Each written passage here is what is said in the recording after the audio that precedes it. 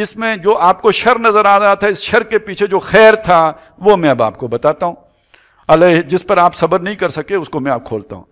اما السفینہ، تو وہ جو کشتی تھی، فکانت لمساکین، وہ غریب لوگوں کی تھی، مزدور لوگ تھے، محنت کرنے والے، یعملون فی البحر، وہ سمندر میں کام کرتے، مچھلیاں پکڑتے تھے، سواریاں ڈھوتے تھے، غریب لوگ۔ فارت تو ان عیبھا، میں نے یہ ارادہ کیا کہ اس کو داغدار کر دوں، عیب دار کر دوں، اس میں ڈنڈ ڈال دوں۔ کیوں؟ وکان وراءہم ملکن، آگے وہ جدھر جا رہے تھے آگے ایک بادشاہ تھا، یاخذ کل سفینۃ غصبا، ہر نئے ماڈل کی گاڑی قبضہ کر لیتا تھا، تو میں نے اس میں عیب ڈال دیا تاکہ وہ اس کو، اس بادشاہ، پوری کشتی بچانے کے لیے یہ چھوٹا سا نقصان کیا تھا۔ وہ بات سمجھ میں آئی ہے؟ وہ مرغے والی، کتے والی،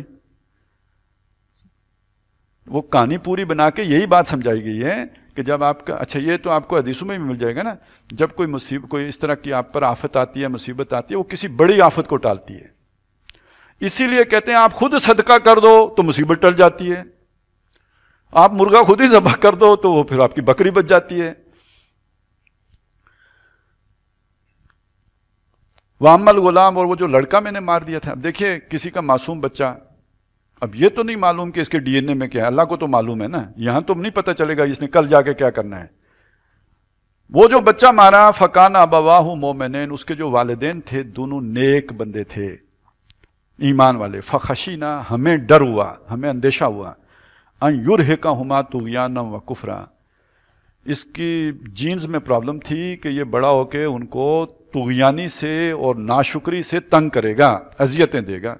اب ہم نے نہیں چاہا کہ وہ بندے بڑے ہو کے وہ اس کے ہاتھوں جو ہے اذیت میں مبتلا ہوں۔ فَأَرَدْنَا يُبْدِلَهُمَا، تو ہم نے ارادہ کیا کہ ان کو بدل کے دے دے، ربہما، ان کا رب، یہ میرا کام نہیں ہے، یہ رب کا فیصلہ ہے کہ وہ ان کو بدل کے دے دے، خیرا منہ زکاتن، اس سے بہتر پاکی کے اعتبار سے، پاکیزگی کے اعتبار سے، وہ اقربا رحما، اور رحم کے قریب والا، بڑا رحم دل شفیق بچہ ان کو دے دے، تو اللہ انہیں اور دے گا۔ یہ اللہ نے لے لیا، اچھا یہ لے لیا تو فائدہ، یہ جنت میں ان کے کام آئے گا، یہ بڑا ہوتا تو اس کا بھی نقصان تھا، یہ اسی معصومیت میں اللہ کے پاس چلا گیا تو کل والدین کی جنت میں آنکھ کا تارا ہوگا، بلکہ وہ ریسیو کرے گا جب یہ وہاں پہ پہنچیں گے، اس کے لیے بھی خیر، ان کے لیے بھی خیر۔ وَأَمَّا الْجِدَارُ، وہ جو دیوار تھی، فَكَانَ لِغُلَامَيْنِ، وہ دو چھوٹے بچے ہیں، یتیمین تھے، ہیں بھی یتیم، ماں باپ ان کے مر گئے ہیں، فی المدینہ، شہر میں رہتے ہیں، اور شہر والوں کی حالتیں تم نے دیکھ لی نا کہ وہ انہوں نے ہمیں نہیں کھانا کھلایا تو ان بچوں کو کیا کریں گے وہ۔ وَكَانَ تَحْتَهُ كَنْزٌ لَهُمَا، اس دیوار کے نیچے ان کا خزانہ دبا ہوا تھا۔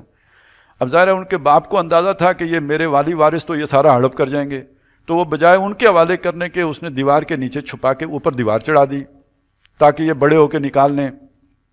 وَكَانَ أَبُوهُمَا صَالِحًا، اور ان کا جو باپ تھا وہ نیک آدمی تھا، یہ حلال کی کمائی تھی، یہ شیطان کے مشوروں سے بنائی ہوئی کمائی نہیں تھی، یہ حلال کی کمائی تھی۔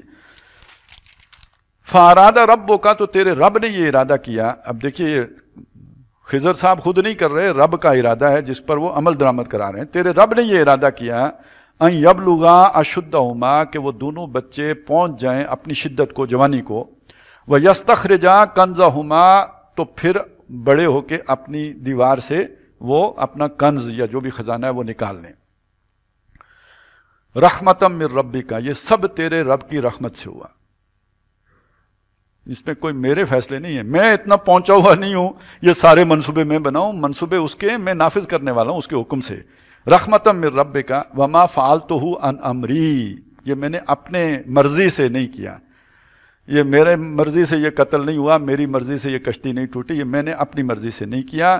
ذالک تأویل ما لم تستطع علیہ صبرا، یہ تھی ان چیزوں کی حقیقت جن پر تو صبر نہیں کر سکا۔ اب ہم بھی نہیں صبر کرتے نا، تو یہ بے یدک الخیر جب ہم کہتے ہیں اللہ تیرے ہاتھ میں خیر ہے، تو اس کا مطلب یہی ہوتا ہے۔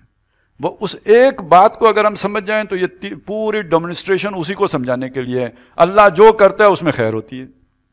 تو یہ جو حادثات ہوتے ہیں، جو واقعات پیش آتے ہیں، جن صدمات سے گزرنا پڑتا ہے، یہ حادثات، یہ واقعات، یہ صدمات تکوین کی سطح پر جا کر خیر ہی خیر ہوتے ہیں، ان میں کوئی شر نہیں ہوتا۔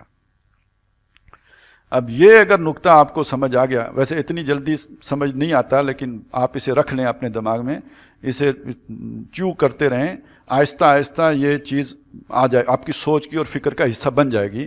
لیکن اس کو بھول نہ جائیں، اسے یاد کرتے رہیں، اس پر اگلا ردہ لگائیں.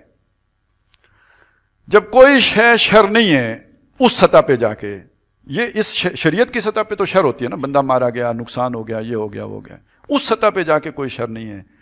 اب شیطان کے وجود میں کیا پازیٹیوٹی ہے؟ شیطان کو اللہ نے کیوں دنیا میں، اس میں بھی تو پھر کوئی خیر آپ کو تلاش کرنی پڑے گی. اور یہ جو دجال آئے گا اس میں بھی تو کوئی خیر آپ کو تلاش کرنی پڑے گی. یہ جو دنیا میں کفر کا غلبہ ہوتا ہے اس میں بھی کوئی آپ کو خیر تلاش کرنی پڑے گی. ایک چھوٹی سی بات ہے، اسی سے سمجھ میں آئے گی. تندی یہ باد مخالف سے نہ گھبرائے وہ کعب، یہ تو چلتی ہے تجھے اونچا اڑانے کے لیے. یہ مخالف فورسز اگر نہ ہوتی، شر کی طاقتیں نہ ہوتی، انسان کی خیر کی طاقتیں بھی نہ پنپ سکتی. وہ اقبال نے شیطان اور جبریل کا مکالمہ کرایا ہے نا، تو اس میں شیطان جبریل سے کہتا ہے یہ دنیا میں ہنگامہ تیرے دم سے ہے یا میرے دم سے ہے؟ یہ ساری ایکٹیویٹی، یہ ساری بھاگ دوڑ، یہ سارا، اب وہ جو چیزیں اللہ نے مزین کر دی ہمارے لیے، زینت بنا دی، وہ نہ ہوتی تو یہ آج دنیا میں جتنی ترقی ہوئی ہے یہ پاسبل تھی؟ ہم تو نماز پڑھ کے لیٹے رہتے، خیر اب کھایا تو کھایا تو نہیں کھایا تو نہیں کھایا. یہ کیا کون سا کیڑا ہے جو ہمیں لیٹنے نہیں دیتا؟ جو ہمارا پیٹ، زبان کی لذت، ٹھیک ہے، اسی طرح جو جنس کی جو ایک طاقت ہے وہ ہمیں گھر گرہستی کی زندگی بسر کرنے پہ مجبور کرتی ہے. بچوں کی جو محبت و شفقت ہے، جو فتنہ ہے وہ ہے، تو ہم مزدوریاں کرتے ہیں اور بھاگ دوڑ کرتے ہیں. یہ ساری ہمیں موٹیویشن رسولوں کے ذریعے سے اگر دی جاتی تو سوچئے کتنا مشکل ہوتا ہے. یہ سارے کیڑے اللہ نے ہمارے اپنے اندر ڈال دیے، بس ان کو شیطان ایکسپلائٹ نہ کرنے پائے. ان کو ڈائریکشن جو اللہ نے دی ہے اس کے اندر استعمال کریں تو یہی نعمت بن جائیں گی. اور اگر یہ شیطان نے ان کو ایکسپلائٹ کر لیا اور ان کا بے محابہ استعمال ہو گیا، یہی فتنہ بن جائے گا. اور یہی اصل میں وہ جو دجال کا فتنہ ہوگا وہ اصلاً یہی ہوگا. تو اب یہ ہے کہ ہمارے پاس جو ہے نا، اس کو ذرا جوڑ لیں پھر تھوڑا سا ٹائم لگا کے. یہ جو 3 واقعات آئے نا، حادثات، اس اعتبار سے سوچیں تو وہ جو بھی ایک فکر جو میں نے آپ کے سامنے رکھی تھی، وہ جو علامہ اقبال، مولانا مودودی اور اسی طرح سید قطب، پوری دنیا کا جائزہ لے لیں. اس پوری دنیا میں صرف ایک ملک ہے جو نظریاتی طور پر اس فکر کی بنیاد پر وجود میں آیا ہے، وہ پاکستان ہے، جہاں میں اور آپ رہتے ہیں. اور اس پاکستان کی اس فکر کی تاریخ 400 سال کی ہے، مجدد الفسانی سے لے کر اور تحریک پاکستان تک. 400 سالہ محنت کا نتیجہ یہ، اس تکوینی منصوبے کا پتہ نہیں کتنے خضر اس کے پیچھے لگے رہے ہوں گے، جس کے نتیجے میں یہ بات 2 قومی نظریے تک پہنچی ہے. یہ 2 قومی نظریہ در حقیقت یا مدینے میں تھا یا یہاں تھا. باقی دنیا میں نیشن سٹیٹ ہیں جو نسل کی بنیاد پر، رنگ کی بنیاد پر یا زبان کی بنیاد پر ہیں، اس کی بنیاد پر وطن بنے. یہ پوری دنیا میں واحد آپ کا ملک ہے جو نظریے کی بنیاد پر، اسرائیل وہ نظریے کی بنیاد پر نہیں، وہ تو یہودی نیشنلزم کی بنیاد پر وجود میں آیا ہے. یا پھر مدینے میں حضور صلی اللہ علیہ وسلم نے بنایا تھا. پھر اور بھی بڑی مشابہتیں، وہاں بھی ہجرت، یہاں بھی ہجرت، وہاں غزوہ بدر، یہاں 65، وہاں غزوہ احد میں تھوڑی عزیمت، یہاں 71، پھر غزوہ احزاب تو اب آپ کے گرد گھیرا آ گیا. یہاں آپ کی بھی کشتی ٹوٹی بھی ہے، باقی بچ گیا، 71 تو گیا نا. اس طرح کے مختلف، اچھا پھر اور بھی نقصانات، ان کو اس بچہ مارنے کے کھاتے میں ڈال دیجئے. میں کہوں گا تو پھر ہو سکتا ہے کسی کو اچھا نہ لگے، فی الحال میں اتنی بات کرتا ہوں. اب آگے چلیں. ایک بات کہی جاتی ہے، دشمن بھی کہتے ہیں، یہ بالکل سرفس پہ موجود بات ہے، پاکستان کی 70 سالہ تاریخ میں اس کو مخلص حکمران کتنے ملے ہیں؟ آپ خود سوچئے. اہل حکمران کتنے ملے؟ چلیں مخلص کوئی ہو تو اہلیت کتنوں میں تھی؟ ایک دفعہ وہ امریکی سفیر ایک یہاں سے واپس گیا تو اس نے وہاں پہ جا کے بیان دیا تھا، اخبارات میں آیا کہ پاکستان کو جو لوگ چلا رہے ہیں امریکہ میں ایک یوٹیلیٹی سٹور نہیں چلا سکتے. تو وہ نہیں ہے چلی جا رہی ہے خدا کے سہارے.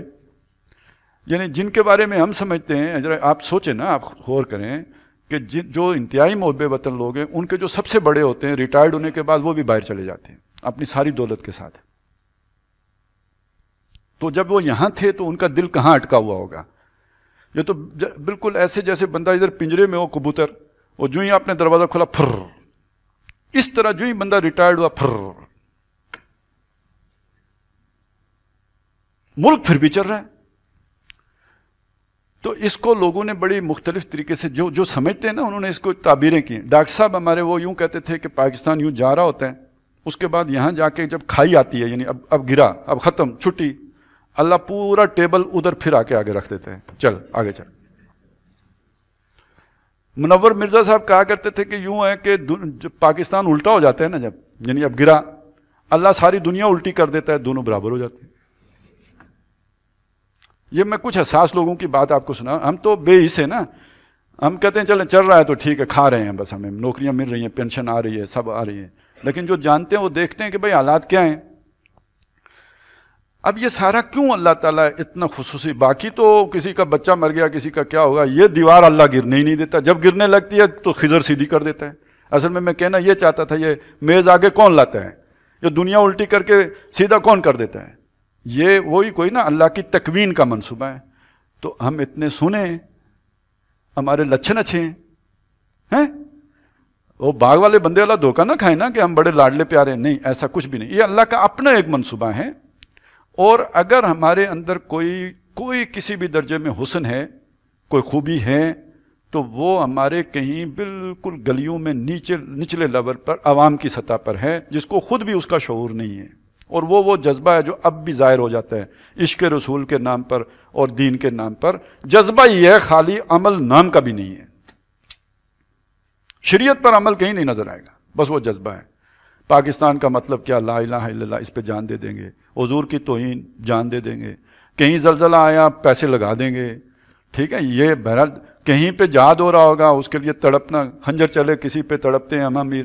اسی لیے تو پرویز مشرف نے کہا ساری دنیا کا ٹھیکہ نہ لاؤ پائیو، میری مصیبت پا دیں ہو، ٹھیک ہے نا۔ یہ قوم کے اندر جذبہ ہے، یہ جذبہ کہیں آپ کے لیڈروں کے اندر ہے۔ لیڈر تو بڑے اہتمام سے تیار کر کے گھڑ کے لا کے آپ کے اوپر مسلط کیے جاتے ہیں شیطانوں کی طرف سے۔ وہ آپ کے مخلص نہیں ہوتے، وہ انہی شیطانوں کے مخلص ہوتے ہیں۔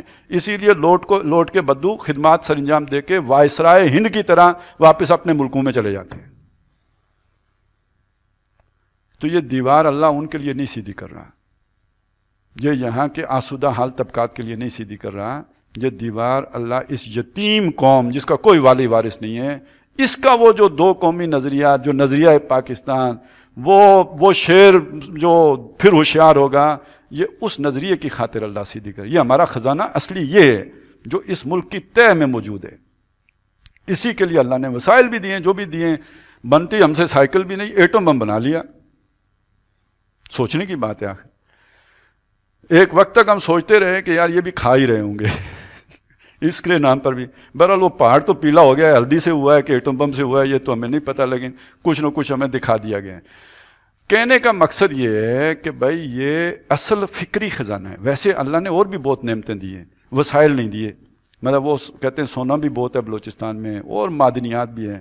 آپ سوچیں وہ اگر نکل آتا پچھلے 10 15 20 40 سالوں میں تو وہ بھی سوئٹزرلینڈ پہنچ چکا ہوتا کہ نہیں؟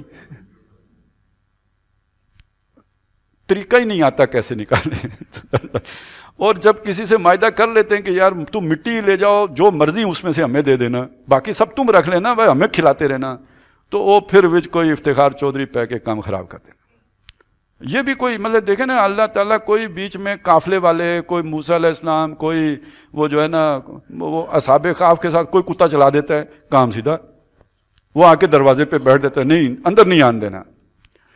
تو اس طرح بھی اللہ کام چلاتا رہتا ہے۔ اب جا کے نظر یہ آ رہا ہے کہ دیوار گئی۔